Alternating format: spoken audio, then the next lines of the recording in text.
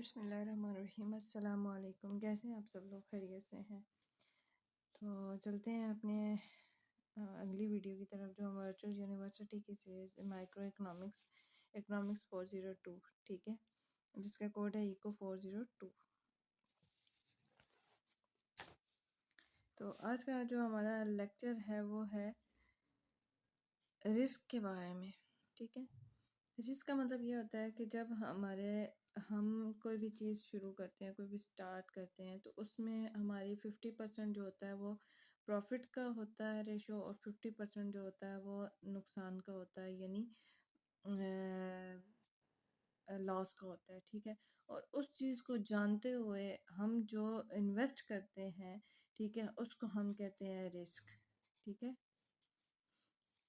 कहते हैं choice will be certainly is reasonably straightforward. How do we choose when certain variables such as the income and prices are the uncertain? For example, making choice with risk, ठीक है। कहते हैं कि जब हमारी income और प्राइजेस जो होती हैं वो आपस में मैच नहीं करती, तो हम एक चॉइस करते हैं, रिस्क लेते हैं किसी भी चीज़ को यूज़ करने के लिए। अच्छा, डिस्क्राइबिंग रिस्क। अब यहाँ पे वो रिस्क को डिस्क्राइब करेंगे कि रिस्क एक्चुअली होता क्या है। कहते हैं Meyers risk we must know all of possible outcomes, ठीक है। जैसे मैंने आपको बताया कि 50% आपका नफ़ा होगा, 50% नुकसान होगा। Is likelihood that each outcome और ऑकर इट पॉसिबिलिटी, ठीक है। और हो सकता है इनमें से कोई भी हो सकता है, हमें नुकसान भी हो सकता है, हमें मुनाफा भी हो सकता है, ठीक है। Interpreting probability. कहते हैं the likelihood that a given outcome will occur, objective interpretation based on the observed frequency of past events, subject based on the perception and experiences with or without an observed frequency, different information and different abilities to process to same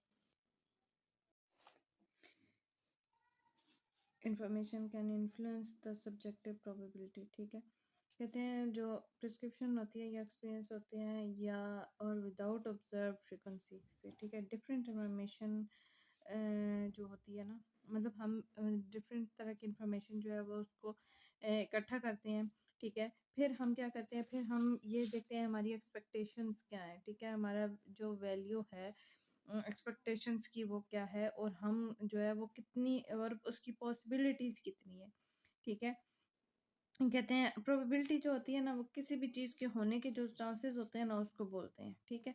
और फिर हम क्या करते हैं, हम central tendency से इसको major करते हैं, यानी नापते हैं कि आया कि हमारे जो नुकसान होने के जो चांसेस हैं वो कितने हैं, वो 40% हैं अगर, ठीक है। और जो दूसरा है प्रॉफिट के, उसके 60% हैं, ठीक है। तो हम क्या करते हैं, हम रिस्क जो है वो ले लेते हैं, ठीक है। इसी तरह हम ये भी देखते हैं कि अब हमारा जो है, जो हम काम कर रहे हैं, ठीक है, उसमें हमारे जो सक्सेस होने के जो चांसेस हैं, ठीक है, वो इंक्रीज़ हो रहे हैं। मतलब हमारी जो जैसे कि हम ये चाहते हैं, हमारे ये कह रहे हैं यहाँ पे success, the stock price increases from $30 to $40 shares, ठीक है। अब जो शेयर्स की प्राइस है वो 30 से $40 हो गई है। फेलियर के जो price fall from the 30 to 20 shares, ठीक है। अब जो फेलियर के, सक्सेस के 30 to 40% है और 30 to 20% है, सही हो गया। तो अब यहाँ पे जो हमारा हम रिस्क ले सकते हैं, ठीक है। क्यों ले सकते हैं? क्योंकि जो हमारे फेलियर के चांसेस है ना, ये कम है, ठीक है। यहाँ पे ऑब्जेक्टिव प्रोबेबिलिटी कहते हैं 100 एक्सप्लोरेशंस, 25 सक्सेसेस एंड 75 फेलियर्स।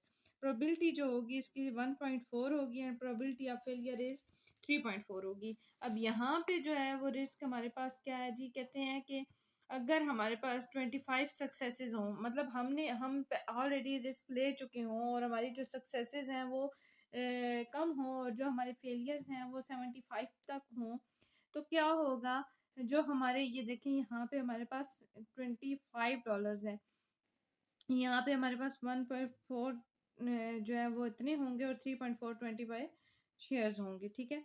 तो क्या होता है कि जब हमारे रिस्क जो है ना हमारा ज़्यादा रिस्की हो जाता है, ज़्यादा जो है वो डेंजरस हो जाता है, तो फिर हम क्या करते हैं, हमें चाहिए कि हम उसको स्किप कर दें और नेक्स्ट जो है वो अपनी किसी स्ट्रैटेजी के ऊपर जो है ना वो प्लान करें और उसको उसके ऊपर अमल पैरा करें, ठीक है?